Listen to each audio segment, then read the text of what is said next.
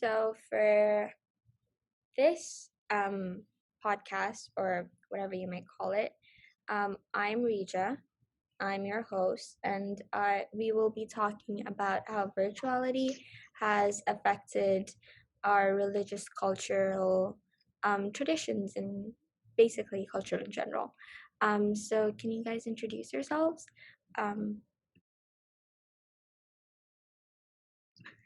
Hello, I'm Zoya, and I'm a student in my final year of high school, and I'm Muslim, so that's my experience with religion. nice to meet you, Zoya. Hello. Hey, my name is Majid. I just started university. I'm foundation year, and I'm also Muslim. And I'm Ethan. I am an American currently in a community college in California, and this is my third year, and I plan on transferring soon. And I was raised in a Catholic household, so that's my experience with religion. Ooh, that's interesting. So we have a little bit of a diversity here. Okay. So firstly, since you've already told me where your religious backgrounds are from, so Zoya's Pakistani. She comes from a Pakistani Islamic culture. Yeah. So do I. Majid's from a Qatari household.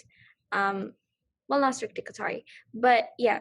And Ethan's American. Very self-explanatory. Okay. Unfortunately. We will start with the topic of how we get our information from regarding religious information. So anything that you need to get checked up on, anything. So for example, since when I was young and globalization hadn't hit yet, so the internet wasn't that big of a deal.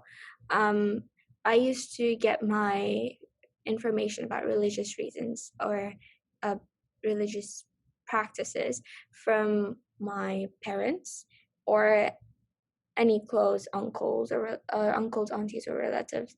So that was my standing on religious knowledge.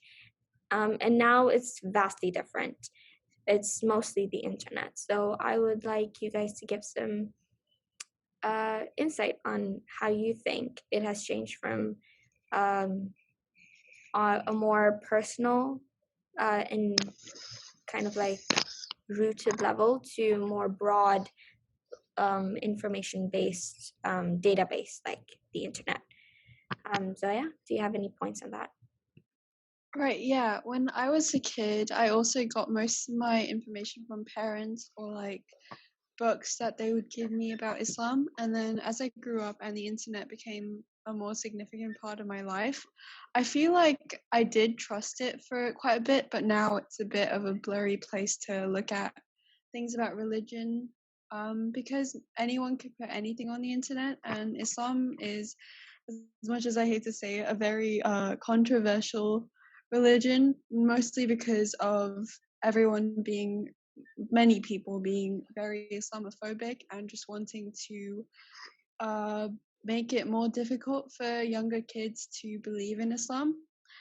So I feel like the internet's been very difficult to trust these last couple of years. So now I'm mostly looking at Islamic scholars that I trust when it comes to advice on religion and stuff. That's interesting. Yeah, Majid, go on. Yeah, so for me, it's a very sort of blurry subject because even though I came from a religious household, a lot of the stuff that I should have learned at a young age I didn't, and I learned to find out later on. So most of that tended to be from obviously mixed sources of both family and the internet, and mostly I've sort of formulated my opinion based on directly from the Quran itself and what's written in it. I feel like the internet's a very useful source because it allows multiple different people of varying opinions who all have, or at least some have, academic sort of backing to what they have to say. Although that doesn't obviously change their bias, but it allows you to sort of get multiple different views and multiple different opinions depending on what culture they're from, and it sort of might give you a better idea because a lot of countries enforce a lot of like cultural things that they attach to religion when in actual fact it has no direct connection whatsoever. Small stuff like that, and every culture is different. So I feel like it just allows us to sort of pile up what our basis is for the religion that we believe in. And I feel like it's just been a very major and useful resource that obviously needs to be taken with a grain of salt at times. Like any other information you find on the internet, you just have to be wary, make sure the sources are good. And I think otherwise, I think it's had a big benefit, and like it would always be useful to add on from maybe some more like knowledge you got in your childhood or in your household, because even after asking my dad questions, he wouldn't normally like know how to answer them because the way that he learned it, he doesn't know how to translate it. So majority of the time, I just have to sort of find out myself. So yeah. Oh yeah, that is a really big part that we see is with so much information and surge of information, we see that we have a lot of choices we can choose from. What to believe in is not very limited. It has broadened a lot. Ethan? Personally, as a, can you guys hear me still? Yes? Yeah, we can hear you. Great. Okay, because I'm having a bit of audio difficulties.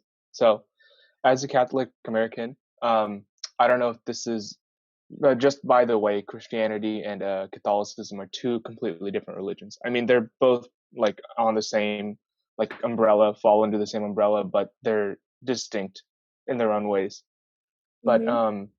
I don't know if this is a Christian thing too, but I had to go to a Catholic school in order to do a thing called communion, which is when you're able to accept the body and the blood of Christ during Mass. Other Mm-hmm. than that, I'm not really too sure of the significance. So that kind of goes to show you the effectiveness of the school. Anyways, um, that was the main way for me to like learn about what Catholicism is all about and stuff. And honestly, I don't really remember most of it, but we do occasionally go to Mass still. It's very rare because a lot of we're pretty busy, but we try to go when we can. Um, but when we became like when social media came out, there's a lot of like, because I'm in America, I follow a lot of American accounts, so Christianity appears with relative frequency. And also, that being said, conversely, we see a lot of other religions, but they're not represented properly, which is unfortunate. Mm-hmm. Yeah.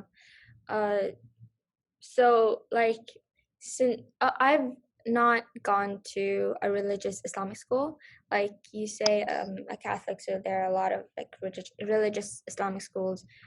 Believe they are called madrasas in, well, at least in Pakistan. That's But yeah, that's uh that's it. That literally means school. yeah. So um, Okay. since we just call it like madrasas in Pakistan because it's an Arabic word, so we associate that with Islam, um, or like religious things. Mm-hmm. Right. So yeah, that is a very traditional method of, well, Oh teaching wait, can I kids. clarify Yeah, something yeah. really quick? It wasn't like an elementary school that also like was a Catholic school. That was where we did the schooling. It was just like a school where we learned specifically about the religion after my elementary Sure. school, which All right, wasn't, all right. which was just a regular public school. We Oh just yeah, did the classes Right. at a private Catholic school. oh, that makes it way more similar to madrasas then. Um, so religious Islamic schools, well, at least in Pakistan, there are some over here near to where I live, but they are not very popular since like since education has been put on a higher pedestal, maybe, like world education. So religious educational institutes have become fairly less common and less mandatory. Before, they were really mandatory for anyone to get their proper religious education or understanding. But now, you have the internet, and you can learn that stuff from a lot of other places. I gotta sneeze 1 second. Bless You have three. you. Okay, so That was more yeah, than a second. I'm sorry, I had to mute Ethan.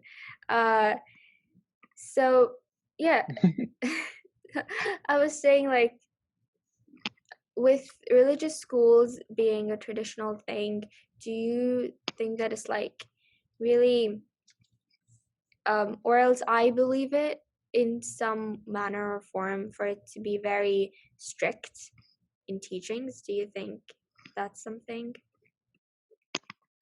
Oh Well, yeah. oh, go ahead, go ahead, go ahead. No, sorry. Okay, so I'm so sorry I interrupted. But when I was young, I had to my parents made me see a Quran teacher. The term in Urdu was Qari Sab. Um, so he basically taught us every day after school, and my siblings and I had to like read paragraphs of the Quran to him, and he would just basically make sure we were reading it correctly with like the correct pronunciation and stuff. But yeah, he was very strict. Like he was like full on like, I will get this dick and hit you with it if you get it wrong. Obviously he never did it, but like it was just very scary experience, and I get why some kids might be deterred from being religious because of the way that they approach teaching, I guess.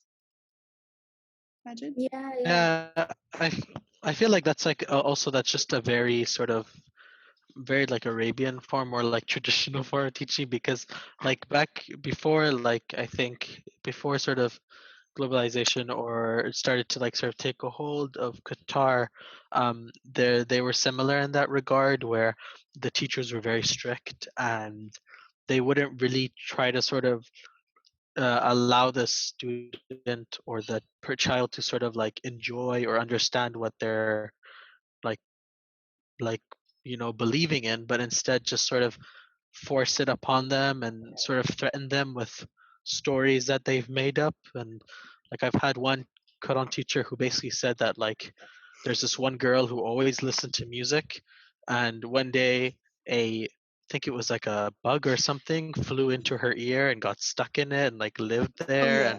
and it was sent by it was sent for her like sort of being sinful and not like not like being courteous about the fact that she has like religious responsibilities, and stuff like that doesn't really sort of help sort of someone feel comfortable with it, because it's mentioned and it's very essential, and it's like mentioned multiple times in the Quran about how forgiving and merciful he is, and sort of telling people in that regard, it's not, it's sort of counterproductive in my opinion. Like I agree. I feel like everyone deserves a chance to sort of um, to change themselves, not because they have to, but because they want to and they should. But sometimes it's sort of hard to enforce something on someone and not cause it to sort of have a negative effect on them. So like I think here in Yeah. Qatar, all public schools are pretty much religious schools. They're the same thing as you mentioned, but Mm-hmm. they're just like a combination of both. And like for example, when I studied in Park House, because I was Qatari, I was forced to take Arabic classes, and I had Quran teachers in my house. But besides that, if my cousin who went to a public school for a little bit, they're very strict and they're very aggressive, and they're more like tied around religion, and these schools are solely based for working in Qatar, so you can't take this degree elsewhere. but yeah, it's very like embedded into the schools here, the public schools at least. Yeah. So Yeah. it's a major thing, but like lately they're not as strict as they used to be. People are sort of starting to understand about like how sort of the like other countries and their cultures and stuff are sort of affecting ours. And yeah, I think it's just something to keep in mind, and it makes, as I'll agree with Zoya saying that it does have, it's not really helping the person or the child actually sort of want to be religious or like choose to be religious. It's sort of like they were forced to, or you know what I mean. So that's it. Yeah, I agree. Ethan, do you want to share something? Um, yeah, I was actually thinking while they were talking, but in the U.S., things aren't as strict over there. But then that got me thinking. It's most likely because we have, you probably do too, but so excuse me if I sound ignorant, but we have a law specifically Yeah, laws that prevents preventing. like Yeah, teachers from inflicting, you know, capital physical. punishment. I think Yeah. is what they call it, like Oh. physical, like discipline. Mm-hmm. So that made me think, if we didn't have that law, would I have gotten hit once or twice, or maybe even Yeah. more? I don't know, because we had the law to protect us. Yeah, But if that you don't being mind. said, sorry, that being said, when I was in the Catholic school, they were very, very nice. Like they showed no signs of ever wanting to hit us. Right. But again, that could be because of the law, or that could be because of like they were just nice. Oh yeah, it Again, could you can't be. tell. Yeah, it could be the law, and I think it's been there for a really long time, so it's just become a norm to not It's hit. like cultural, but here it's Yeah, like very it's it's very, normal. yeah, it's very cultural to physically discipline someone. Something that I have gone through a lot. Um, Yeah. I noticed. So we have two new participants or friends of mine. Um, so would you like to introduce yourself so we can like get your opinion and stuff and let other people know you too? Adra, you can go first. Hello, Hello, we can hear you can great. you hear me properly? Yep. Yeah. So I'm sorry, but I came in kind of late, so I have no idea what's going on right now. Oh, okay. So, Um, that's no, that's fine. So it just like introduce yourself, your name, and like your religious background. Where do you come from? And yeah. okay, so I'm Adra, and I am a Muslim. And I'm from Indonesia, but I've lived my whole life in Qatar. So Okay. Great. yeah. We'll be asking you a lot of questions from now. Anya. Hi. Hey. Hello. Yeah, so I'm Anya. I'm Sri Lankan, but I've never actually lived there. I've lived like all over.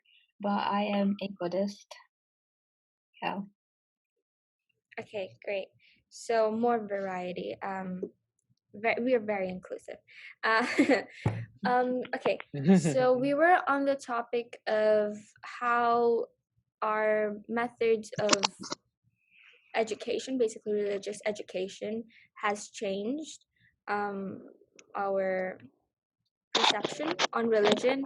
Does it really help? Um, is it very good? Was traditional better?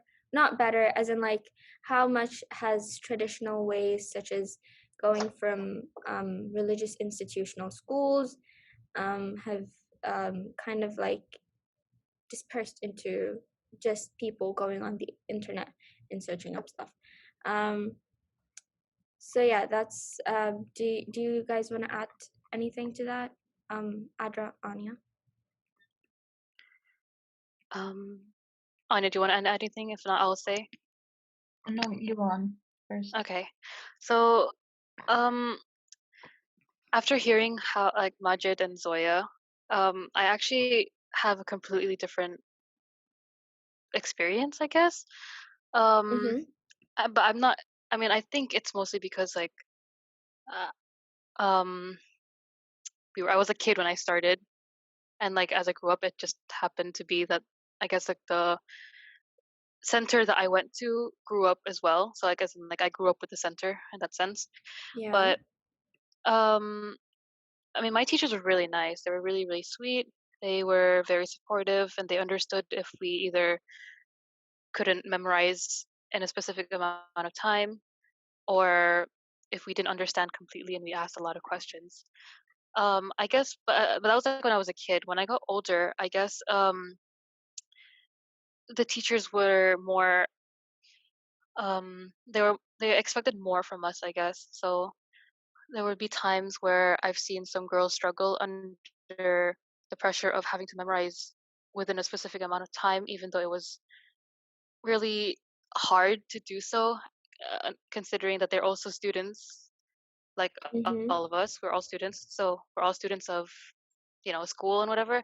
And then we had to like juggle between memorizing the Quran and also like schoolwork.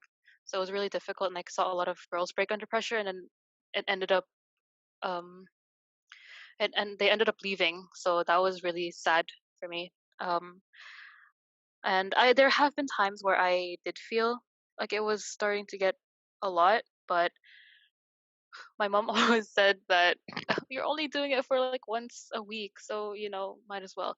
So I guess I mean like they never really forced me to do anything. I could have left if I wanted to, but Mm. I didn't really feel like it. Um, but I understand how some some teachers or some instructors can be really like wrong with their wording. Sometimes they word things a lot more harsher than it actually is, or they word it, or maybe it is as harsh as it is, but the way they word it, instead of sort of getting people to understand, they scare them a lot more, Mhm. if that makes Mhm. sense. Yeah. So instead of actually trying to work towards doing good, they end up questioning like why it is so harsh or why is it this way, if that makes sense. Yeah, so like they the students kind of impose the idea of like Yes, this teacher is exhibiting exactly what the culture or the religion is supposed to be like. Oh, sorry, not the culture, exactly. but The they are the religion, yeah, embodiment of the religion. So exactly. yeah, they tend to like completely stray away from that, Mhm. having negative experiences. Yeah. Yeah. Anya, have you had any experiences with religious institutes? Like, do they have one for Um, Buddhism? there are like if you go to like the councils and stuff, they do have like Buddhist schools and stuff. But it was like I've always been in a position where I never like got the chance to. But like I know my cousins do. The ones in the U.S. they go to the ones every, I think it's Saturday they go sometimes. But like I never got the chance to. But like luckily my dad and my mom were like able to like share a lot, and my grandma like they taught me a lot, and I do like when we were younger we used to do like a good amount of reading on it and stuff. So um I have like a good understanding of it, like just from like what my family is taught. I haven't had like a huge like like that much exposure to like, Disadvantage? yeah, it's like I Mm. haven't had like, that much exposure to like other Buddhists and what they think or what they feel and stuff like that.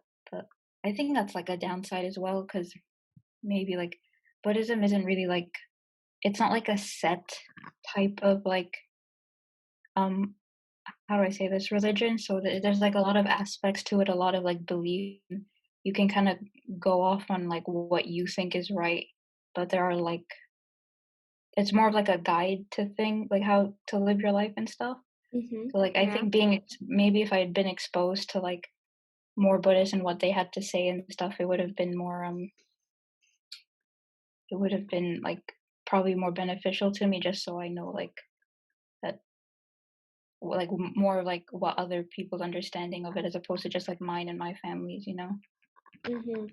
Okay, so now that we've talked about like how traditional teachings have were how they were like, or how, even if they exist right now, how they are like. I would like to talk about the internet and how, because mostly now that if we don't learn from our parents, or whatever information that we do get from our parents are pretty much, is pretty much like either it is heavily influenced by the culture that we are in. Then there's no denying the fact that because our parents learned from their parents, and from the generations before, so there is, to account, human error and stuff. So from, like, an example, in how my mom taught me to pray was very different from how, well, not very different, but like it was fairly very different. So especially when you go into sujood, which is um basically like bowing down. We were supposed to, she taught me that women were supposed to put their arms down, like completely touch the ground, which is not correct. So I grew up thinking that, okay, so women pray different and men pray different in, some postures, or, well, like, how, like, some things. But like when I grew up and I searched on the internet how to like properly pray and stuff, I found out, like, really quickly that was wrong. So that is, and even if I go back to Pakistan and pray the righter way, a lot of like my cousins give me that weird look, like, what are you doing? You're not supposed to pray like a man, you know? And I'm like, there's no difference between praying between a man and a woman. It's literally the same, except how you're supposed to cover yourself. That's the only difference between when you pray as a man or a woman. And so like things like that have been account to human error. Do you experience any of those, like, even if it's major, like praying postures, or very, like, not major at all? I'd I'd say I've had it a lot. What most people tend to do is parents, especially people in my family, they tend to sort of make up certain explanations for stuff that they don't want their children to do, just and connect it to religious statements, or Mm-hmm. there are things that are very cultural that are not religious at all. Like, for example, obviously in the Quran it mentions that yani, you need to wear hijab for, and your clothes have to be modest. But Yes. in other cultures where it's a little bit more restrictive, and the culture's a lot more, let's not say more religious, but they're more like, I guess, not more extremist, but they're more like sort of heavy, and they sort of read into some of them a little bit deeper. A lot Mm-hmm. of people tend to cover more than others, or others mostly due to their comfort too.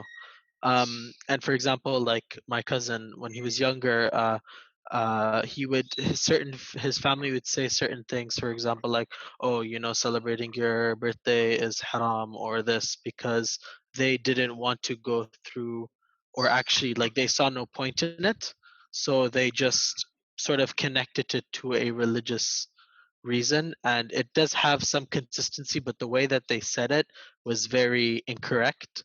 Mm-hmm. And so it would end up, my cousins would enforce incorrect religious like information to me because of what their parents told them, which was not. So it's sort of, the problem with that is that when they get older, they will tell that to their children, and that will recur and recur, and it'll mean that the misinformation can spread relatively quickly. And like you Mm-hmm. mentioned, in my household, there was never a time where the how women and men pray were different. Obviously, the only difference was that they pray separately, but that's the way it's supposed to be. In terms of like actually like posture and everything, we never had that. uh Yeah. but yeah, there's errors are like a really big thing. And that's why, like, especially with how sort of vague the surahs are at times, and sort of Mm-hmm. how they're sort of made, it was made during a time when, like, a lot of the stuff we have now didn't exist before. Mhm. So it's really hard to adapt that into modern society without it ending up having different opinions. Mhm. And I feel like that's what leads up to error, and especially also a telephone game where it ends up sort of changing from every person you pass it on to. Right. Right. Yes. So like Magic, you were talking about how babyfying or simplifying certain things, and also like creating stuff on the basis of religion.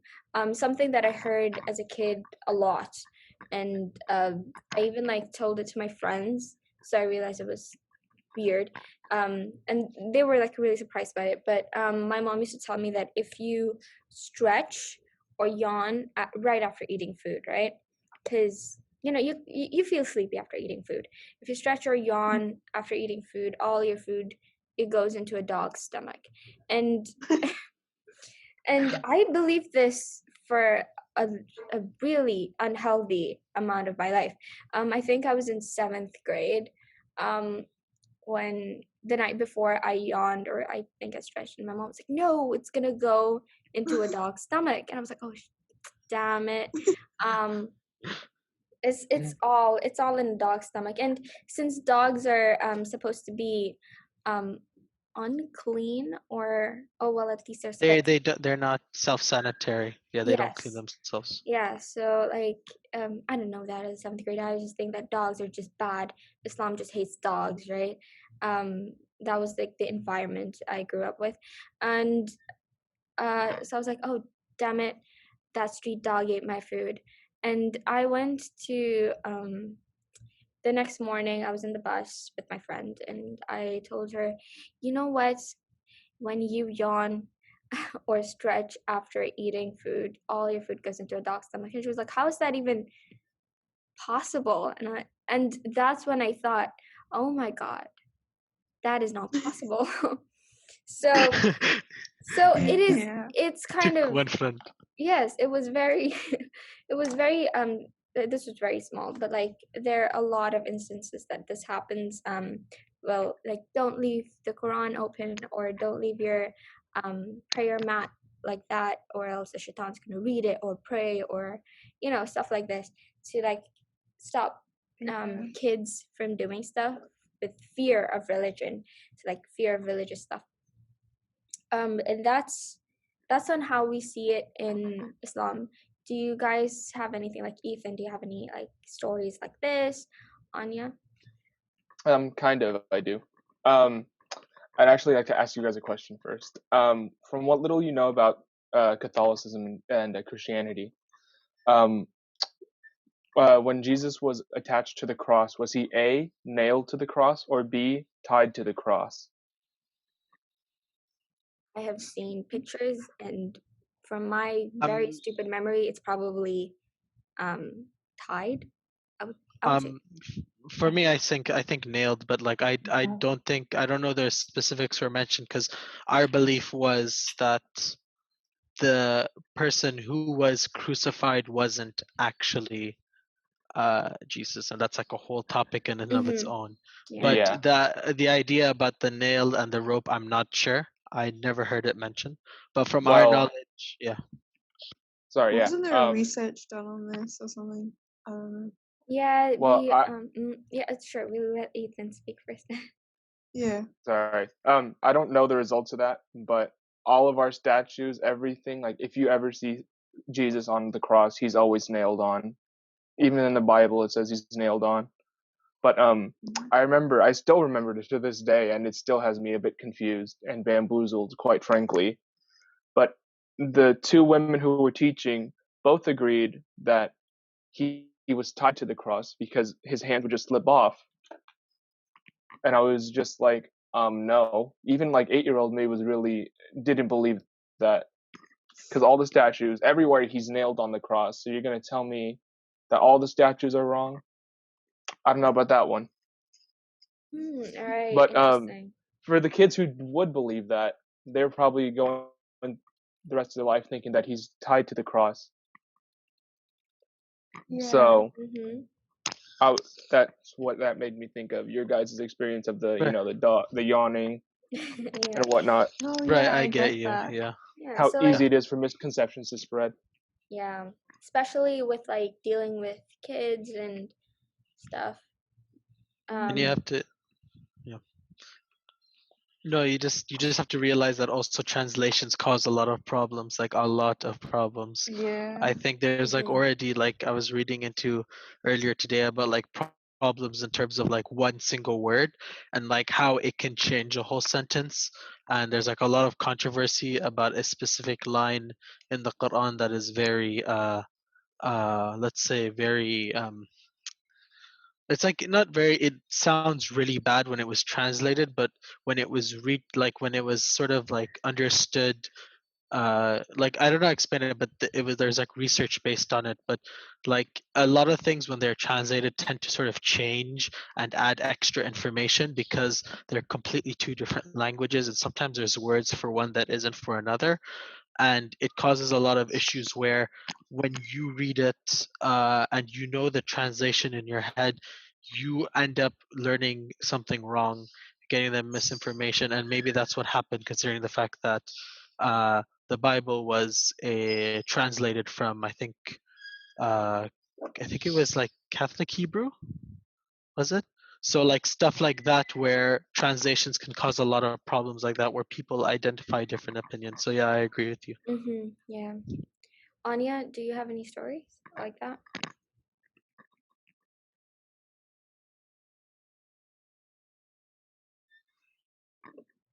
Anya? Yeah, sorry. Hello. It's fine. Can you hear me? Yes, yes. Um, okay. Um, I mean, I don't know if these like like the story that like we just said about like how if you yawn after eating, it's like um like to me that just sounds like those like things that your parents tell you, like those Yeah. superstitions type Yeah, stuff. yeah, yeah. Yeah, so Wives' like tales. yeah, so like we have like a load of those. So like it's like similar to the like I shouldn't leave like my books open or my textbooks open because like my mom says like the devil will come and read the pages and like I won't Yeah. actually learn anything. Yeah. Yeah, Yeah, we yeah. have the same thing. And then like Yeah. my dad says that if I like leave the cupboards open, like the doors open, I'll get bad luck, Oh, yeah, yeah. We have a lot of, right? yeah. So, Yeah, so it's like I don't know where they come from. I think a lot of us have those like kinds of things. I don't know if it's like to do with like religion or culture, but we all seem to like it all seems like laced together somehow. And like mhm. I think that's like kind of interesting considering how different all of our like religions and cultures are. We still have Yes. like those small similarities and like the like probably like the weirdest things. Yeah. Yeah, Well, like definitely. yeah, like everything derived. I always believe that every sort of belief has derived from one main source, and I mean that also just helps with the credibility because I know this is a very controversial opinion, but in my opinion, everyone sort of it the same things could have happened. It's just that people had different views of it, different explanations for it, and obviously there's some religions that have no connection to it majority of the time, but like it's a lot of different sort of views of the same situations, and you can see that with the similarities. But I understand you parents tend to sort of make a lot of fake stories that might force a child to do stuff. For example, like even in Europe, Krampus is like an legit thing, and they're actually freaking out about it, even though it has no religious context. But they connect it to religion because of the fact that it's what they were taught as a kid and what's been passed down, and it sort of Mhm. helped them fit in with the behavior to sort of force the kids not to do certain things. So yeah, I definitely agree with you there. Yes. Okay. So now I want to like shift the topic a little bit, and talk about something Zoya mentioned right at the beginning. She was talking about how how we get information, how when we get information from the internet about religious topics and stuff, especially for Islam since it's a very controversial religion. Um, so I think a lot of religious information is debatable because everything's kind of translated, um, old, very, very old. Um, and yeah, it's bound to have human error in it. So, what do you guys think about how we get controversial like topics or how we understand it from the internet? So mainly when we see a controversial topic that maybe we might not agree on, or a lot of people don't agree on it, or it's very debatable, how do you decide where or which side to choose? I'll What do let you the lean others on? speak because Yeah. I speak too much. Let's start with Adra. Um, so the question is how these controversial Yeah, how do you um perceive them? Like when you see something controversial. So like how do eh, you decide on what side? I mean, well, for starters, I guess it really depends on whether it makes sense or not, or whether I've heard anything like it before. And if I haven't, then oftentimes I'll ask around, I'll ask my friends about it, I'll ask my parents. And for the most part, there's actually a lot of different perspectives on like sometimes my friends' perspective can differ from my parents or even my teachers. So sometimes it's really hard to figure out which one is actually correct. And sometimes it leads me back onto the internet as well, but it's still pretty hard for me to sometimes distinguish which one is correct and which one isn't. So it is still a struggle for me to this day to figure out which one is correct and which one isn't, because a lot of people have different ideas, and I think that's how a lot of misconceptions go around as well. Some people don't take the bigger context and don't see the bigger picture of everything, so they just take out like a small part of it and then elaborate on that when it's much more than just that. Mm-hmm. So like And yeah, yeah. Oh no, go on. go on. No, I that's all I want to say. Okay. So I was thinking that all these religious teachings and stuff, once we find something controversial, and especially it's because we've heard something completely different, or our views don't match the majority or the well, if it's equal, the other side. And in most cases, at least, is that our side or our view of something that we don't completely believe in is has a sentiment value. It could be passed down by our family members or told by our relatives, and read in books we personally wanted to read. So everything has some kind of sentiment involved to it. And um, think as like normal like humans and stuff, we just want to believe something that gives us ease, um or like makes us happy, just like something that's easier to believe in, even if it doesn't make sense. And like yes, it's very like it's very bad that I say this, like even if it doesn't make sense we want to believe in it, but like um we don't realize it doesn't make sense because we've been told as a kid to believe in it. And yeah, so it magically just makes sense to us. And something that has to challenge that is just harder to believe in. So what do you guys think on my take on it? Like, is that kind of true or do you disagree? I It is think it's kind of very true. true.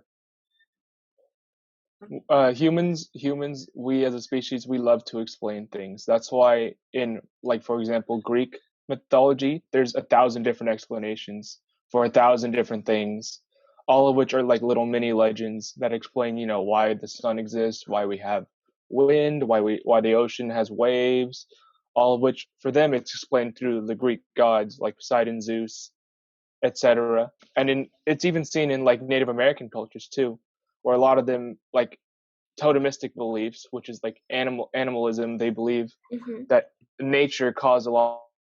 Like I remember reading a story once. I think it was about a crow, and I don't remember, there was a moral to the story, but at the end I believe he flew up high and he like flapped his wings, and that created what we have as wind, and that was how they explained wind in their society. So I think we as a people love to explain things, and Oh as we're yeah. taught things, it's harder for us to, kind of forget that and accept something as reality. That's why we have a lot of butting heads. Stubbornness in with beliefs is kind of a big issue, and it's not Indeed. just like a religious thing either. Yeah. It can be seen in stuff like politics, where people can never come to an agreement anymore. Yeah, because like we just Or want to be yeah, right all the time. I think it's yeah, humans are just generally curious. So Yeah, just find explanation for something, even if it doesn't make complete sense. We can make it it's make better than sense. nothing. Yeah, makes it's us better feel than nothing. comfortable. Makes us feel comfortable. Yeah, in control. You could say. Oh yeah, since this topic was brought up by Zoya, Zoya, do you want to add something to it? Mm-hmm. Hold on a second. I had a thought, but then I just went down a massive train of thought. So I'll just get back to you. I just want to add really quickly that I'm in anthropology, and that I learned that that's one of the main reasons that, according to anthropologists, that religion exists, because humans love to have things explained to give them a bigger sense of security. It Uh-huh. gives them more of a purpose, that kind of stuff. Hope. So that may be important to point out, because I found that really interesting. Yeah, very Yeah, psychological. Okay, we'll come back to Zoya, but I'll just I have a, I Oh, have a okay, thought. great. Okay, so I feel like with religion, people feel very scared to look into things that they feel like might be a bit controversial. For example, like relationships or like the issue of sexuality. People feel very scared to look into those things when it comes to religion because they feel like they might be doing something wrong by looking into it. But I feel like because of the way that religion is taught to us when we're kids and that like these things are bad and you shouldn't look into them, I feel like that has a very negative effect on the way people think about these Like issues. And creating taboos. yeah, like a massive negative stigma, and just people being scared to look into those issues make them like follow this sort of like mentality that those things are bad, and whenever they see other people exploring those things, they feel like they're doing something wrong, which is again wrong, because it's fine to think about stuff and ask questions. Like I feel like Islam encourages questions, and like you and there's answers for every question. So I think that's something that needs to be, I guess, made more known. Yes, definitely. I think Islam has changed a lot in terms of how culturally dependent we are on religious information. Before, well, I just learned this in class, and I'm not correct, probably not correctly interpreting it, but well, we during the Europe's dark ages, things that you've not been thought about was that Islamic's golden age was going on, where mostly too many inventions, everything was prospering, it was great, conquering was happening.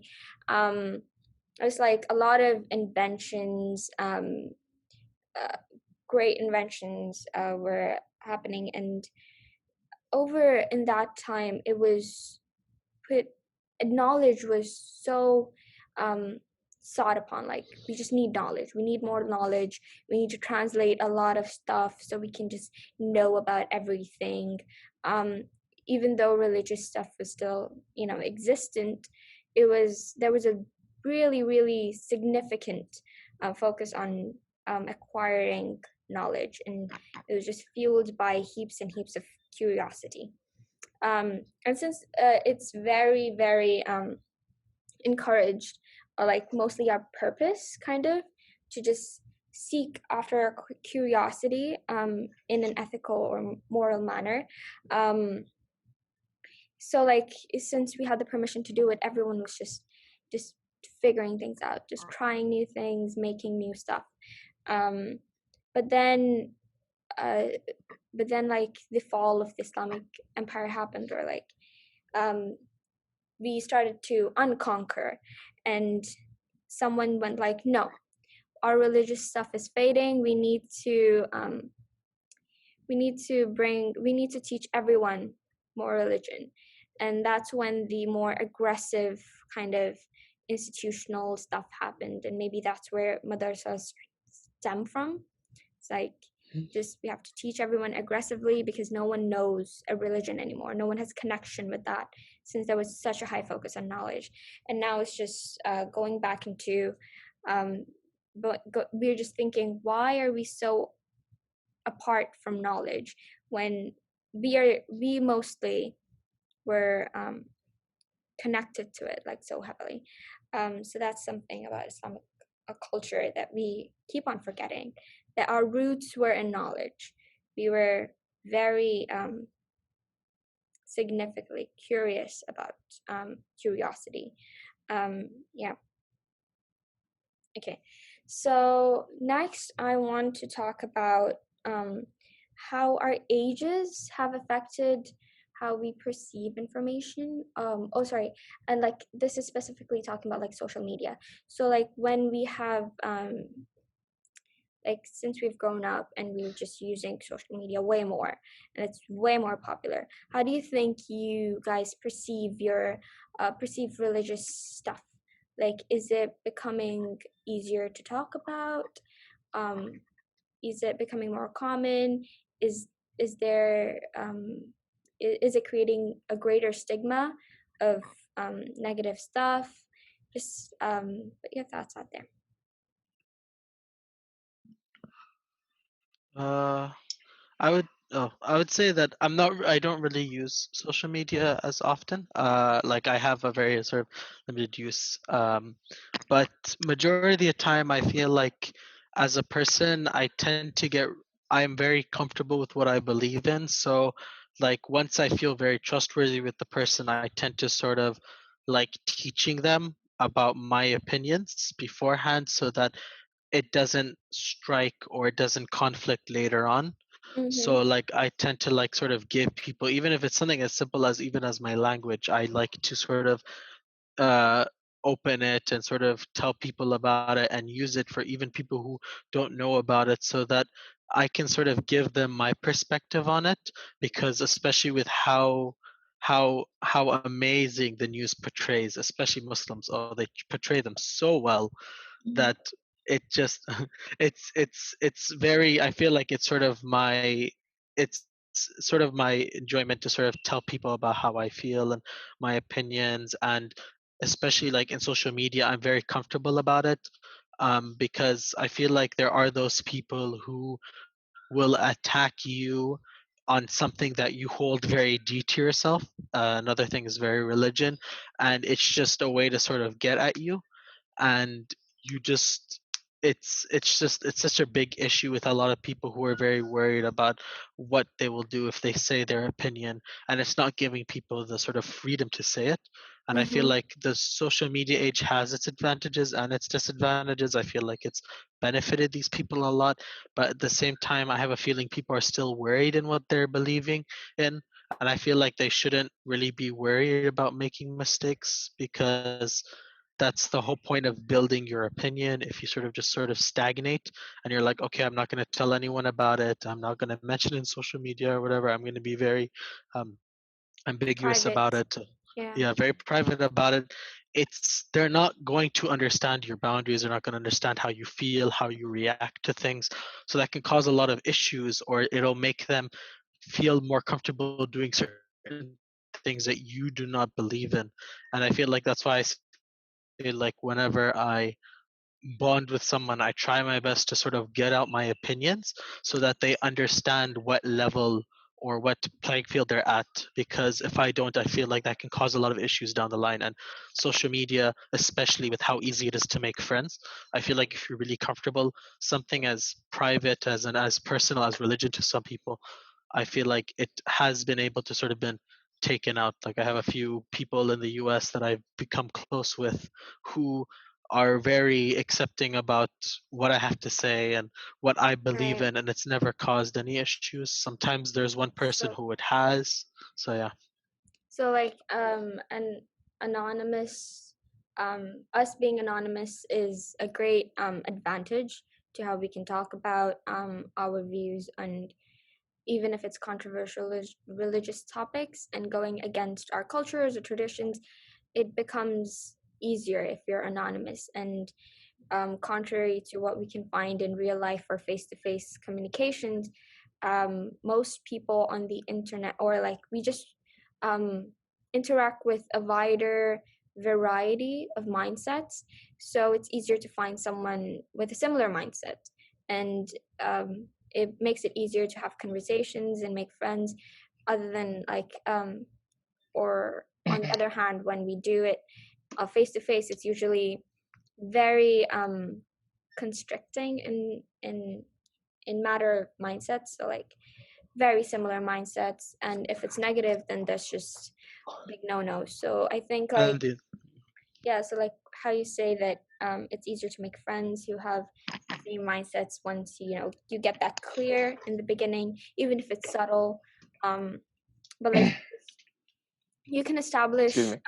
really, no, it's fine, you can establish a great friendship based on your religious or um, your belief kind of beliefs, and it's not it's becoming increasingly popular to do so, and sharing information has become very easy since no one's like putting a gun to your head. um, Very anonymous. What do you think about that, Anya? Um, I I think like the best way for me to like explain it is like talking about like my own experience. So like Yes. in the media, there's so much that's being said about like there's so much out there about what's being said about like Christianity or like Islam and everything, but like and like whether they're true or not is like obviously not up to me, but there's so much out there that like it's easy to get lost in it. But one Yeah, thing I definitely. found but like one thing I found like personally is that it's kind of like for Buddhism especially, it's like um what you'll find out there is like what the media portrays is Buddhism. So it's like this sounds like so bad, but it's like the No. westernized version, like what the like Western idea of Buddhism. So it's just like, the Buddha Mm-hmm. statues and like the idea of spirituality and, coming to peace and like stuff like that, the like reincarnation, like all of that is like a part of Buddhism, but it isn't what like Buddhism is and what it teaches you. Yeah, so like It's like bigger it's picture is forgotten. yeah. And I feel like that happens again with like if you look at like Hinduism, like yoga has become such a like westernized like activity, but people don't Mm-hmm. understand the full history of it. So it's like Yeah. for me it's like finding those things that help me connect to like the religion as opposed to like the idea of Buddhism and like what it teaches you is like it it just there's like nothing on Buddhism but the idea of it is always there. Definitely. Yeah, so having the internet also makes brings into the picture of how westernized things have become, because most of the information that we consume is from the Western media, right? So like it becomes really hard to like if you want to study your religion or study your own, even if it's your own religion, it becomes very hard to get the exact idea of it without delving into Mm-hmm. a westernized image of it. Adra, do you have anything to say about that? Not really. um, in terms of like things being westernized, it is like a lot of the things that are incorrect in terms of Islam. At Mm-hmm. least like from some of my friends, I've seen like not well, like some of them are in Qatar, but like most of them I see are like in Indonesia, where because it's so normalized, in the media, the things that are technically wrong are being done and it's being normalized, and it's really difficult to be able to explain to them without being judged for being too extreme or too religious, you know? So So defending yeah. has become harder since, like, it's the image of Islam is being very popularized. The Western image of it is being Yeah. very popularized. Yeah. Indeed. Now, Ethan, do you have anything to add to, or anyone else? Yeah, I've been thinking. No way, I just freaking lost my train of thought. What was the question? Oh no. It's I'm fine. sorry. No, it's completely fine. Oh wait, no, that's Um, right. It was about the media. That's right. Personally, Yes. I know because I had a teacher who was once a journalist, and I can tell you that the media here in America, as you could probably tell, not even having lived here, but it's very capitalism based. If you aren't successful at getting people to click on your article or watch your video, you're out of a job. And if you're out of a job, then you don't have any money anymore. So people Right. try desperately to get clicks and views so that they can keep their job. They need And the gas unfortunately, factor. yeah, hmm I don't know what that means, but yeah. The But gas. anyway, You just yeah. oh, okay, the shock Yeah, the value. shock. Yeah. But yeah, unfortunately, more people are likely to click on a video of negative things than they are about positive things. For example, more people are going to click on a video talking about like the Taliban or Al Qaeda, for example, instead of like a video of like how what a pilgrimage to Mecca would be like, for example. People will only see the negative things about you guys that will probably never be seen by them otherwise. For example, Right. I see videos of bad things about like Islam all the time, but I know they're not true. I know Majid, I know you guys. You guys aren't like that. Yes. So I know deep down that that's not what it's like. That's not what Islam is about. But unfortunately, there are people who only see what, like Al Qaeda or ISIS are doing. And then that's what sticks with them. That's their first impression of Islam. And unfortunately, that's the wrong version of Islam. Well, I don't want to say that because I don't know. This is really Yeah. not my place No, to say you anything because I don't can know say anything about it. yes. It is the wrong Okay. version. We give Okay. you the card. We give you the permission. Cool. Well, yeah. So the wrong version of Islam, and that's what people stick with. That's what sticks with people. Like I once saw a video of a guy who was like he went to a mosque like in America and he was harassing like people who were praying during a prayer, and it's like come on, and he was screaming things like he was just screaming like things like terrorist, and then he like brought up the point how like they're very like anti women, how like they're always making them wear the hijabs and whatnot, like stifling their things and whatnot. And I not knowing anything about it, I hate to admit that I sort of believed it. It wasn't until I was actually in the Philippines helping my cousin. By the way, the Philippines is a heavily Catholic country. Yeah. I was helping my cousin with a project, and she hit me up with the question, how can Islam, like, how is Islam bad for women? And I was just like, I don't know about that one. Because that's a very, like, I couldn't think of anything. So that was the only thing I thought of, the wearing the hijab thing from a video I saw 3 years ago. Yeah. But then I asked Majid, I don't know if Majid remembers this, but I texted him, I asked him, and then I think he asked his sister, and then she explained to me why they do that. It's not to, like, I forgot what I originally thought, but it wasn't to do that. It's actually to protect women. Is that right? Am I remember that correctly? Yeah. Yes. It's like it's a form of modesty. It's supposed to, because back in the day, especially not with the culture now, it was very it was sort of it's sort of like you can like obviously if sorry about that, if a if let's say a snake bites you, right? Mm-hmm. It's going to bite you either way if you do that, but if you have like you still if you still have stuff to like sort of reduce it or to protect you, it's better than nothing. Although it's not right Yeah. that the snake bites you, you still need to keep in mind that there will be snakes that bite you, and it's tough, but it helps sort of make it so that like, yeah, just it's just modesty essentially. It's like protecting. Well, the history goes like something. I'm not completely sure about it, so I'm not gonna tell you to believe me completely, or what I'm saying is exactly what it is. But um, when hijab, well, before women were, even if they were modest and stuff, they were very when Prophet Muhammad, peace be upon him, he was during his time, uh, bury, burying children, burying women, girls, newborns was a norm. They were seen as burdens and in a lot of places.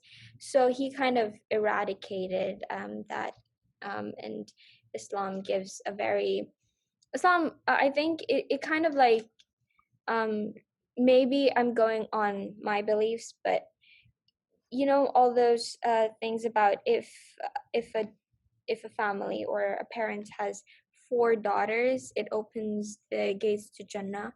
It was kind of something to make people, or that's at least my belief. It was kind of something to make people stop killing their girls because they saw girls as a burden, and now if they see them as a positive like gateway to heaven, that would completely stop that. Slowly, effectively, but slowly.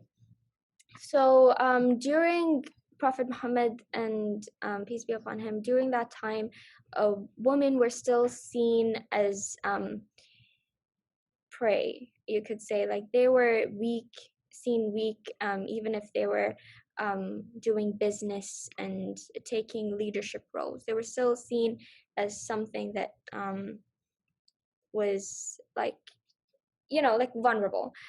So Hmm. like the hijab began as a protection, but it was way more than that. It was that women of lower status used to wear different clothing. Women of higher status used to cover up a lot with gloves and headscarves and like completely cover themselves to show their status. And women in lower poorer conditions didn't have the money to. So Hmm.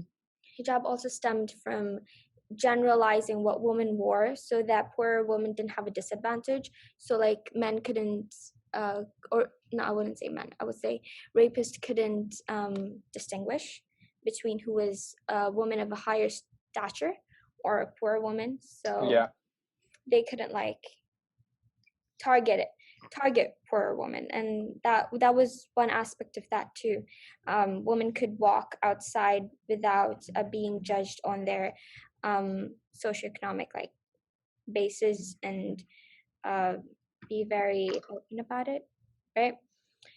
That was something about hijab too. I hope I educated, but I hope I'm not wrong also, because Yeah.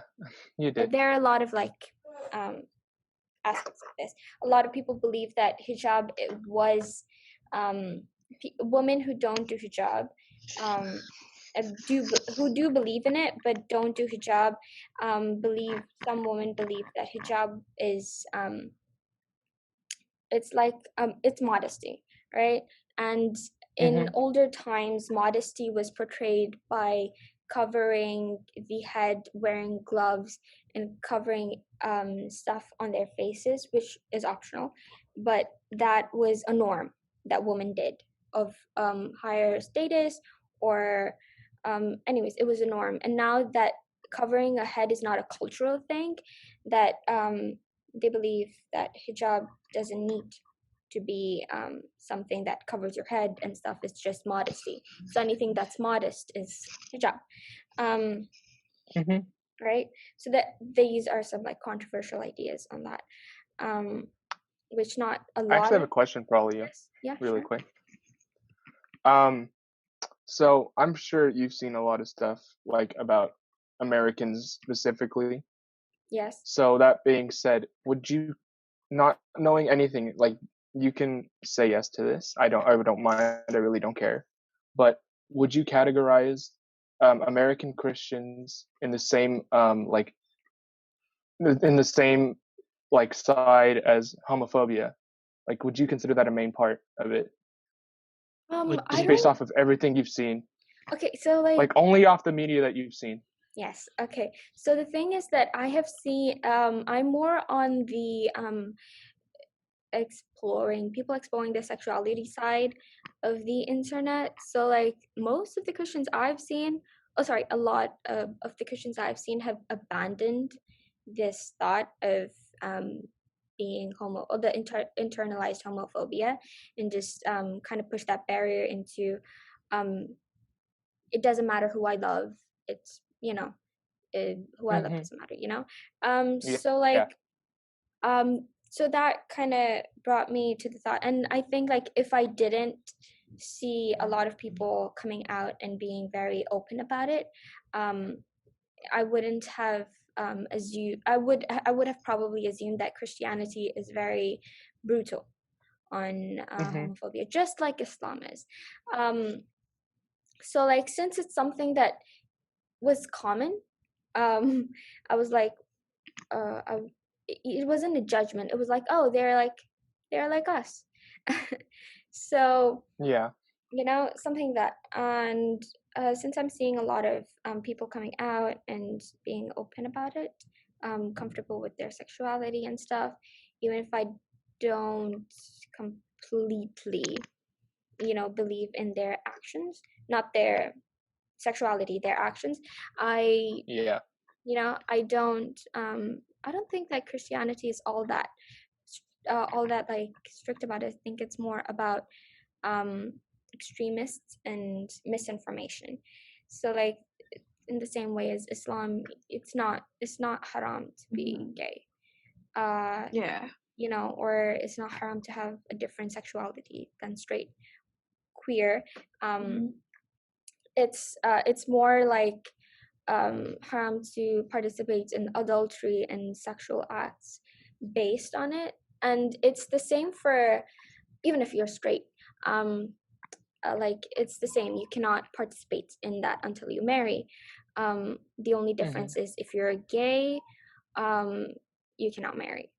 so so it's not I so it's see. not like saying that you cannot be something that you are. It's just saying that you got to refrain from something, right? um Mm-hmm. so that's my take on it. Yeah, I It's only ask because that's the only thing I see like on my like Instagram feed. I always see like, you know, I don't, well, I guess it's the right term, Karens yelling at Mhm. people for, like, I once saw Yeah. like just like a lesbian couple on like the subway. They were like, they like held hands or something, and then this lady next to them just started ranting about how like God hates them and stuff, and it's just like, Yeah. why? And she just Exactly. like went on a rant like harassing them, and it's just really not cool, I It's yeah. guess. very and Yeah. uncool. and like if that's like the type of negative media that I was talking about, so I was wondering if that's like your impression of us, even though Yeah. I'm not part of Well, them. I say Yeah. yeah. us, Yeah, yeah, yeah. as in the United States. Well, I I think. think. Oh, go Oh, ahead. I'm Go so ahead. Go ahead. sorry. Dude, no, Go you go ahead. ahead. I'm so No, sorry. no, I was just gonna say that individuals, everyone is an individual, everyone has different opinions, so I wouldn't automatically assume you believe one thing. I would like to hear your opinion first and then sort of understand from that because, like I said, just because I'm Muslim and just because of me, Zoya is Muslim and Reed is Muslim doesn't mean we all have the same opinion. And Definitely. That's it's true. just like that. Everyone has their own views on it, and especially with the Yeah. amount of, specifically with the amount of versions that, um, sort of religion has, and sort of different cultures and everything.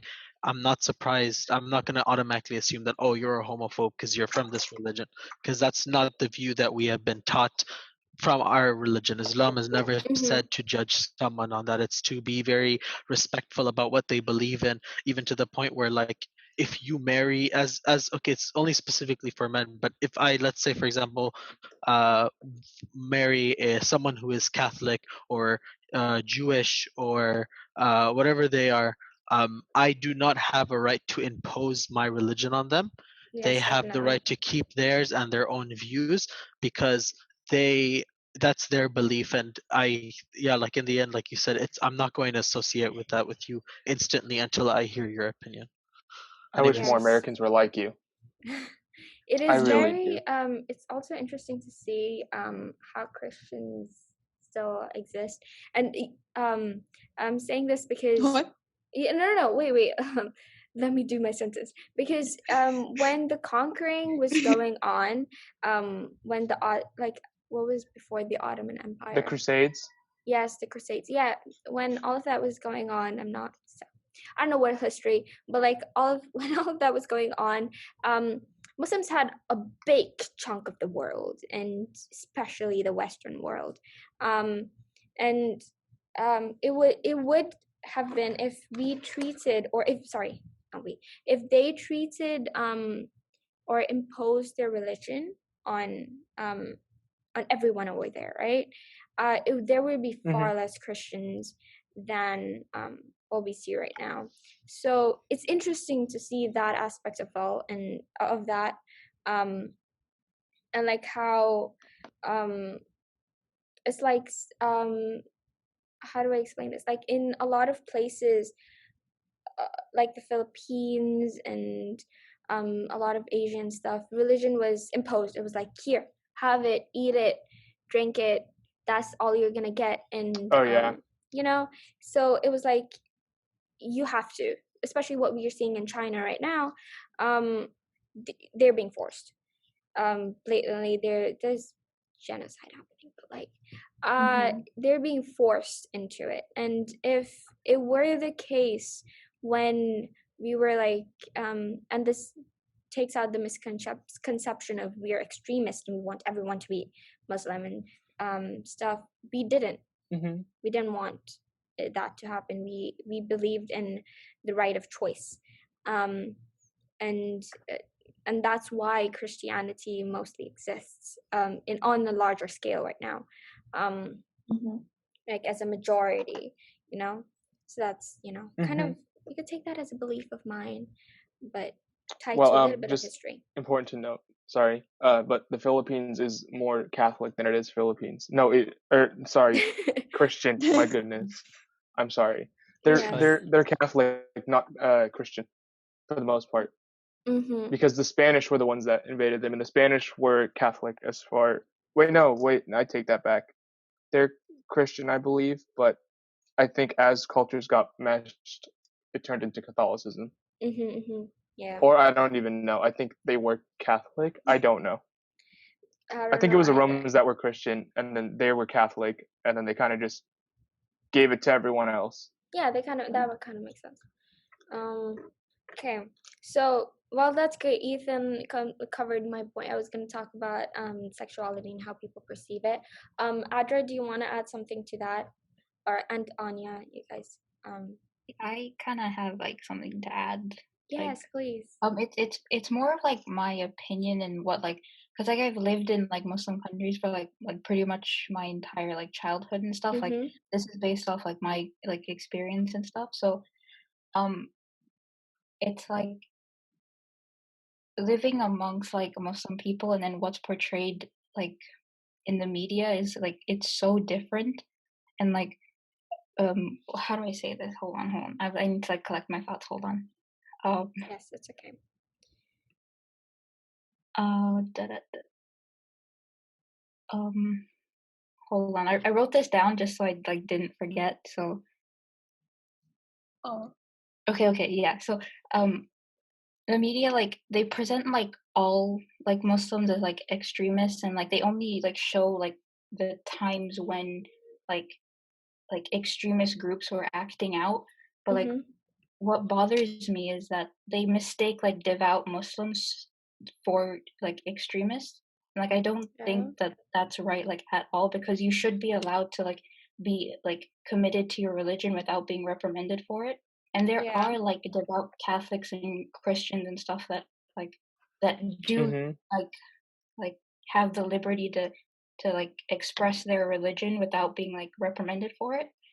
And like what Ethan said, it was like they missed it, like that most um um committed Christians and Catholics, they get like they're mistaken for like homophobes, right? Mm-hmm. Yeah. Mm-hmm. But, but I also feel like they're not like they kind of like get off like are let off the hook a lot easier for that than compared to like Muslims who are like very committed to like Islam and everything. So like Right. from like my experience and like seeing that contrast, like it isn't fair. Like it's all completely my opinion. I have like no basis of this. It's just like what I've seen and what I've experienced and stuff. But like it's just it's not right. Like period. Yes, Yeah. definitely. So like, wait, completely lost what I was gonna say, but having double standards in a way you could say, or hypocrisy. Oh, Hypocrisy. Chikalia, hypocrisy. Oh, Chikalia joined completely. Oh, hi, Chikalia. Um, so like being hypocrite about this stuff is what we normally see. So like, it's not limited to extremism. So like, if you see how Western media has, or like how we're talking, how people are talking about Islam, uh, you will see a lot of talk about terrorists.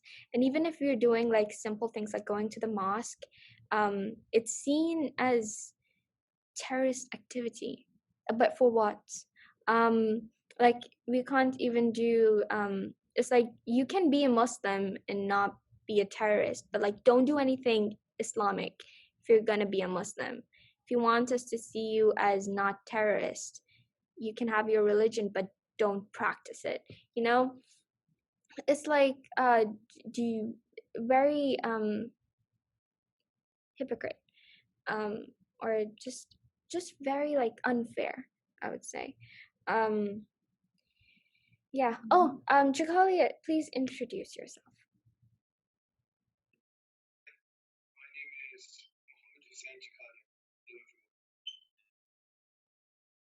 Mohammed, we can't hear you well. Yes, it's very low. Are you wearing like a mic headset? Hello, this is your captain speaking. Oh, it's through my laptop. Hold up. Hello, everyone. Hello. My name is Mohammed Hussein Chukalia. Right? Yeah, there you go. Okay, great. So I will start the last topic, and I'll ask a lot of opinions from Chikalia then.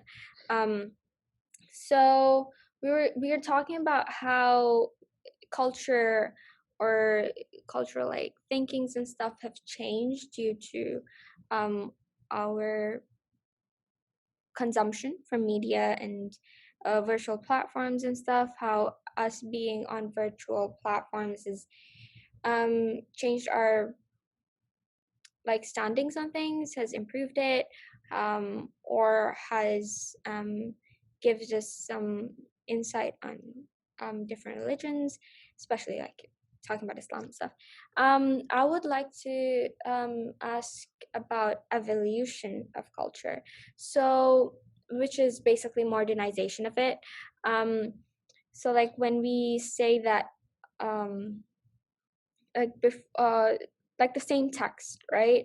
The same text or the same beliefs and stuff that were given very long ago, how they have changed to apply right now.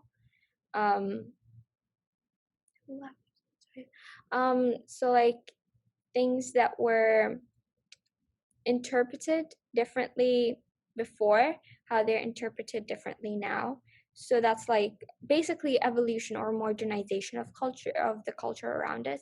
So we're not completely changing it, but um, putting up putting up our beliefs with the times, right? It's like if you talk about mainly culture and Islamic culture, it was a big thing to use mis what do you call it, like the wood toothbrush thing. You used to brush your teeth with this wood stick, which is like a big part of culture. um and now it's toothbrush. Because yeah, it's a very small thing, I know, but it's really interesting to see how is like religious culture changes with time, and not necessarily goes against beliefs, but modernizes it in a way that we can use our modernization um, in like in perspective of the culture itself. Like we're not offending anything. So, do you guys have anything to say on that? I hope I'm clear. I think I'm like dragging it. You're clear. I'm just thinking.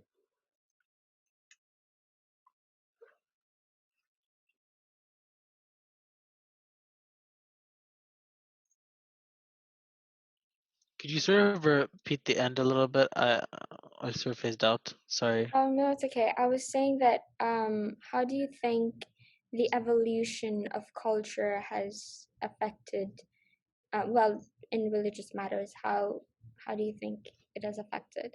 Because it's different from changing your beliefs and stuff. So, like, for example, sorry, I'm so sorry. So, like, how culture changes our religious beliefs? No. I mean, like, okay, so the same text that were interpreted in uh like the previous century, right? Now that we see the same text, our interpretation, whatever, it's like different, right? So because the culture is supposed to, um, the religion is supposed to adhere to every timeline, if that makes sense. Like Islam was a Right, thing I back get you. What you're trying then, to say. and right now it's the same thing, but we live in a completely different world, Oh, perfect. right? I get you. Than I know what to say. before. Yes. So So, if you don't mind me speaking, what was it called? So, in terms of that situation, I feel like I said, a lot of the things that we were restricted from doing, etc. There's a lot of reasoning for it that is sort of makes sense when you see it, because, like, in terms of like interpretation too, it's how do I explain this? Sort of like how, like, especially with exactly like you said, how times are changing, a lot of the stuff that would before would sort of be like more pushed or more explained is sort of harder to omit at this current age. mm-hmm, So, like, I think one of the big things is, for example, like, let me think, like, sort of like, I feel like everyone's like, what do you call it, like, not privileged, they're not privileged, everyone is sort of like they have the right to their own opinions. And I mm-hmm, feel like in the end, as times change, it gets fuzzier and fuzzier, because, like you said, a lot of the stuff was made during that time. And because of that, like, our only option is to sort of interpret it and make your own opinion of it, but try to sort of see what you believe in and what you think is right. Because mm-hmm, in the end, what you think is the correct opinion, and you think someone else's opinion is wrong, if you enforce your views, or if you say that, hey, look, I believe in this, it's dumb that you guys believe in this, especially, for example, mm-hmm, with dating, for example. In my yeah, opinion, I feel like dating is, because of, especially with my father and my mother, dating for me is fine as long as before you guys actually commit to the relationship, I would have to say my boundaries and my yeah, limits and what I believe in, to make sure that nothing is bypassed. I can't do mm-hmm, this, I can't do that, I can't see you doing this, we can't go and do this. mm-hmm, And that sort of allows us, and then at the end, it's not really, at the end, yes, there is like that desire or whatever that a lot of people have, but mm-hmm, if you control it and manage it, it will be fine. You know what mm-hmm, I mean? And I feel like before it was very shunned upon, because they didn't. We sort of. I feel like it's very like, as sort of we've developed and we've sort of how we've sort of been, like, how American culture has sort of moved into different countries. It mm-hmm. sort of made us more comfortable with things that normally we weren't. Especially example Right. is what do you call it? The same thing with gay people too. Like how Right. before we used to think it was completely bad, but it's Mm-hmm. not. It's normal for people to have certain views of certain things, and we don't have a right to go against them for that, Right. because in the end, it's not us who judges you. It's Allah. It's Allah Yes. who judges you at the end. It has nothing to Mm-hmm. do with someone. If I say that I don't believe in what you believe in, I think that plastic surgery is shunned upon. I mean, I think plastic surgery is bad. I don't think people should do it. It is affecting your body, changing your appearance. It goes against that thingy, right? Right. But So then that like, person says, no, it isn't. Yeah. Anyways. okay. So having, oh, oops, my headphones fell off. Uh, so changing of things, as modernization comes, like you said, dating. I think it is necessary that things change. Especially before it was a norm, and it was in the culture not to date and stuff, just know a person.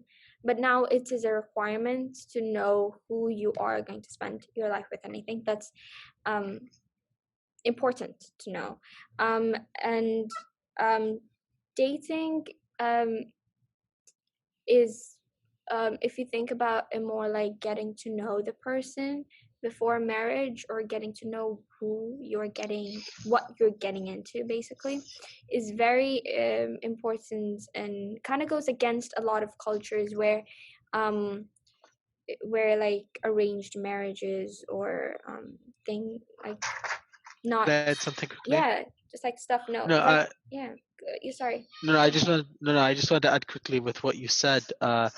Yeah, I feel that like before, marriage was more of a family affair. It was Mm-hmm. more about like, hey, two families working and meeting together, especially with very like high, like even it still happens here because of like, like status and such. So for example, okay, the son is asking my daughter, and it's gonna make us as a family look good. It's gonna give us better living, So like etc. And it was a more, business arrangement becoming a it family kind of thing. essentially it was, Yeah. marriage was more of an agreement, and it had less choice for the actual people getting Yeah. married. It was mostly enforced by the parents, which meant that they could act normal in the beginning, but next thing you know, you're stuck in a marriage. You can't divorce with them because that was extremely taboo, and they Yes. hurt you. They do horrible things to you. And as, let's say, especially if you're a woman too, you did not have a right to speak up about it. You were too Mhm. afraid to speak up about it and stuff Yeah. like that. And I That feel that was as time passed, we've gone more comfortable, and we have to understand that now it's not a family to family thing. It's to more of person to the actual person. personal. Yeah. Exactly. Yeah. So yeah, I think that's the main thing that Can that I add something? goes. Yes, yes, of course. Um, yeah, I was thinking maybe it is because of like social media Yeah, definitely. connecting us all together that's maybe changing the way we think. Like, for Yes. example, you guys were talking about like arranged marriages and compassionate marriages, Hmm. something I learned about in anthropology. Uh-huh. Where compassionate marriages, which Interesting. is the one where based off of love instead of like a marriage of families. Mhm. Um, like compassionate marriages was a very like Western idea, if I'm not Yes. mistaken. If I have my history and my anthropology correct, it Yes. was a very Western idea before Definitely. like people started to pick up on it, and then arranged marriages was more of like an Eastern idea. Mm. It says in my notes that it was more practiced in like Asia, the Middle East, and Africa, Yeah. where like the. Mhm.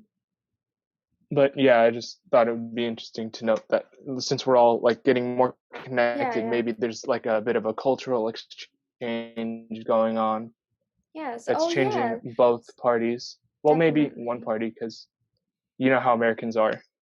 Yeah.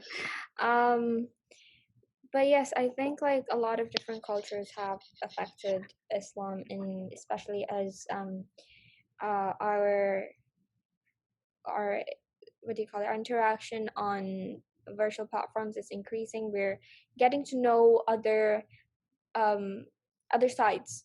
of the same or other beliefs and other practices and stuff. And I think like we are getting a lot of options to choose from, even if they go against our culture.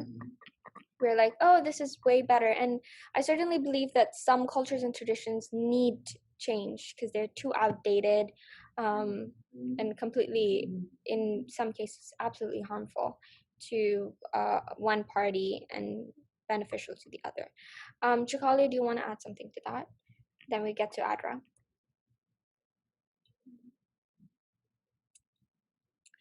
Chakalia. Well, adding to that, all I have to say is the way I see it is as time has advanced, as the social media and we're getting more connected, we have more transport. Transport is more easier.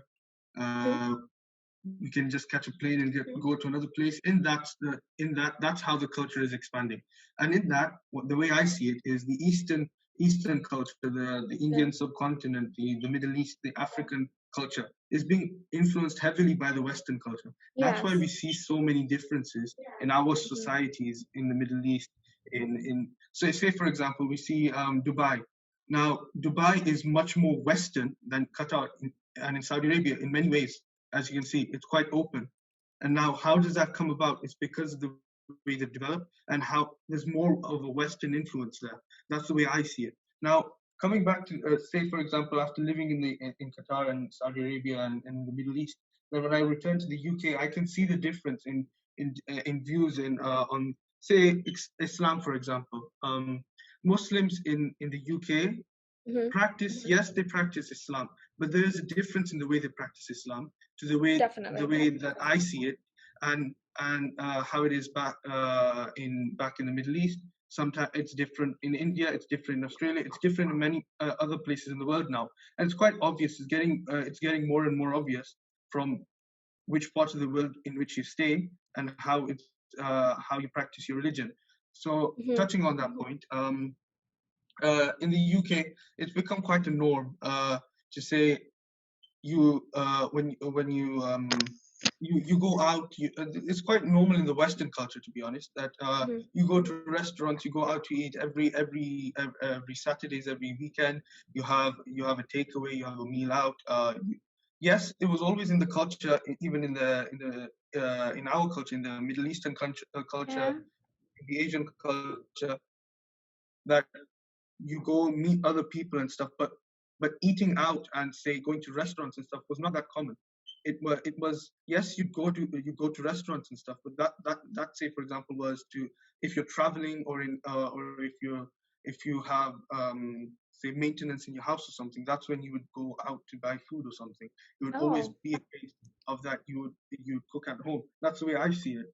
And now here it's quite normal, and since everything is expanding and how businesses are growing, it's become more of a normalization to say you go out to eat, you go for the feel of eating. Now it's not the same. Another point I would say is birthdays. We in the Middle East and in the Indian subcontinent, in China, in many places around there, you in the Asian culture and the African culture, you won't even think of birthdays. I mean, I know people who don't even know what their birthday was or what their own birthday is, because celebrating birthdays isn't a thing which you would do. Now, since communications got better, transport, etc., Also, we you're have saying that Western that influence is now coming into us now. Say for example, we also recognize birthdays as an anniversary, and that was never there before. So that's the Yes, way I I think see it's a it. very Western thing that we celebrate Yeah, birthdays. that's the way I see it. And the more I think that the influence of the Western culture is heavily influencing these more traditional cultures, the Indian culture, the Middle Eastern culture, the African culture, the Chinese culture. It's being more heavily influenced by the Western culture than say the other way or the opposite way, in say that the Chinese culture and all them are influencing the Western society.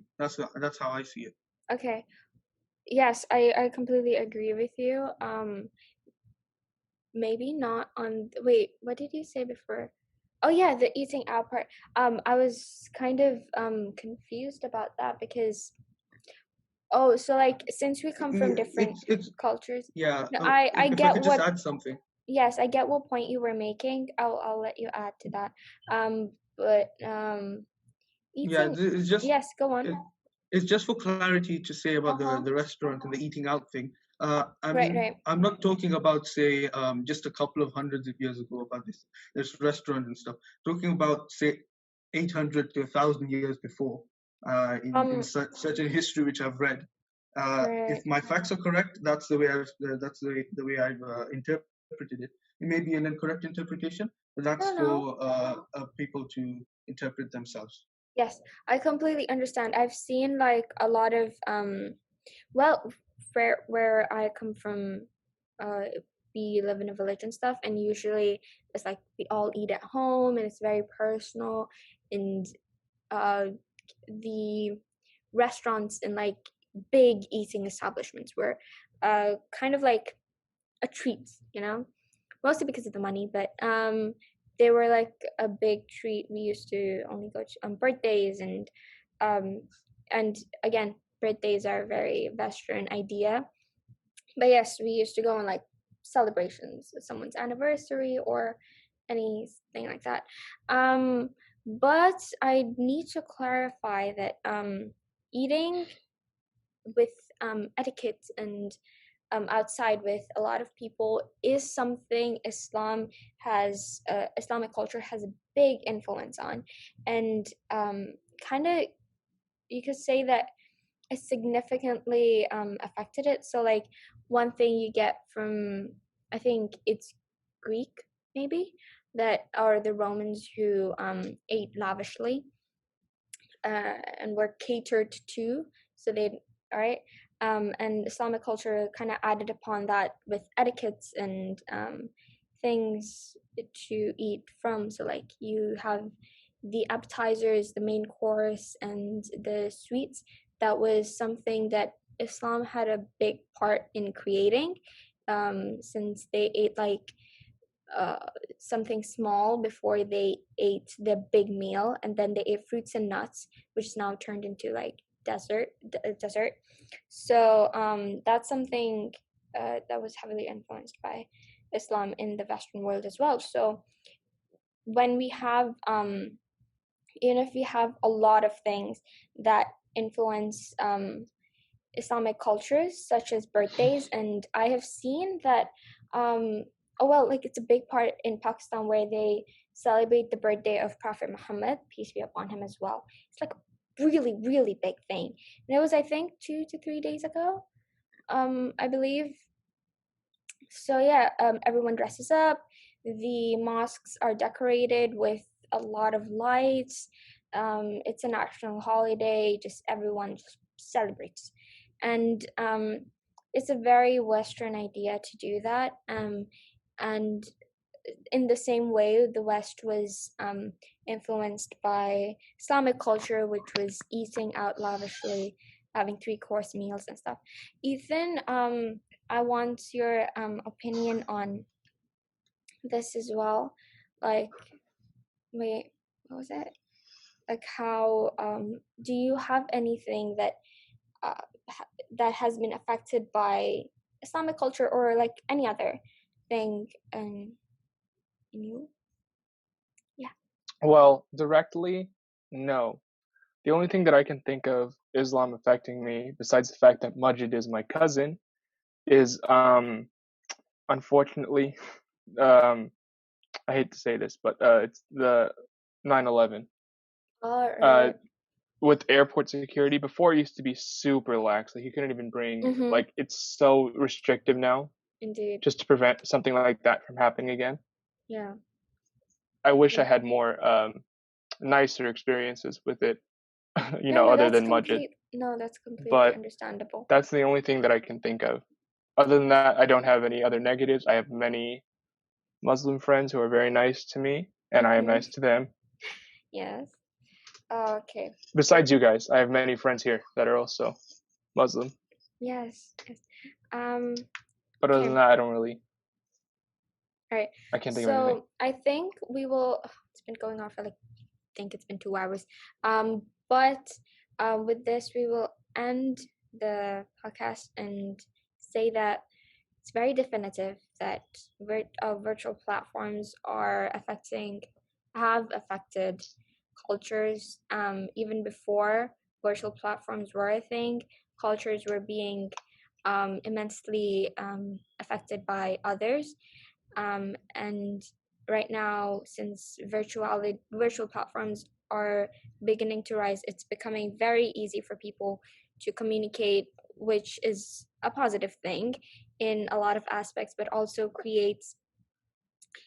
also makes it very easy for misinformation to be spread. Um, that's on that's virtual platforms on culture. And thank you all for coming here. Wait Zoya, 1 sec. yes. Thank you. Could I add something on the birthday thing just to clarify what I Yes, meant? of course.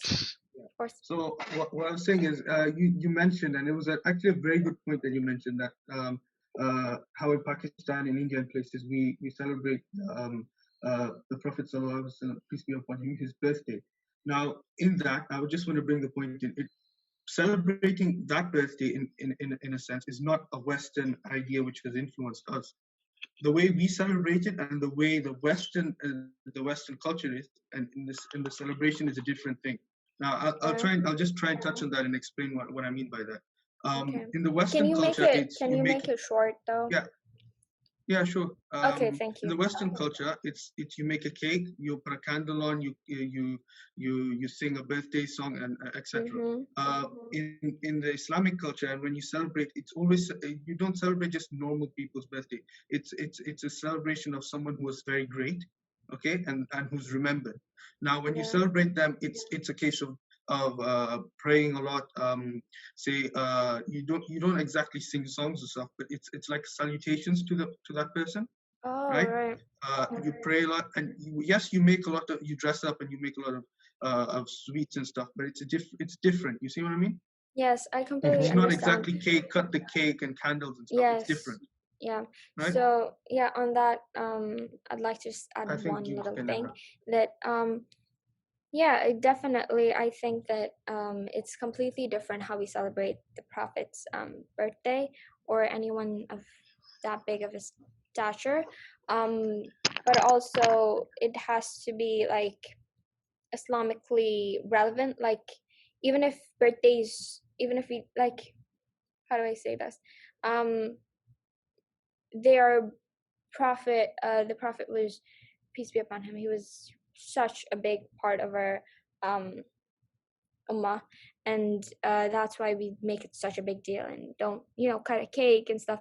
But I'll also bring light to the fact that even if I have experienced, well, in Pakistan at least, or the region I come from, when I mean like they decorate everything, I mean they do cut cakes and go shopping and indulge in like such stuff, or basically it's like an excuse, you could say, to like celebrate something. But that's a topic for maybe another time. Thank you all for coming here in this webinar podcast, where we openly discussed about how virtual platforms, the increase of globalization and virtual platforms affected culture. Thank you, Zoya. Thank you, Anya, who are not with us right now, and Majid, Ethan, Adra, and Chakalia, who contributed a lot. Thank you so much. Glad to have been here. It means the world to Trying me. to help. Thank you very much as well, indeed. Great. I'll stop the recording.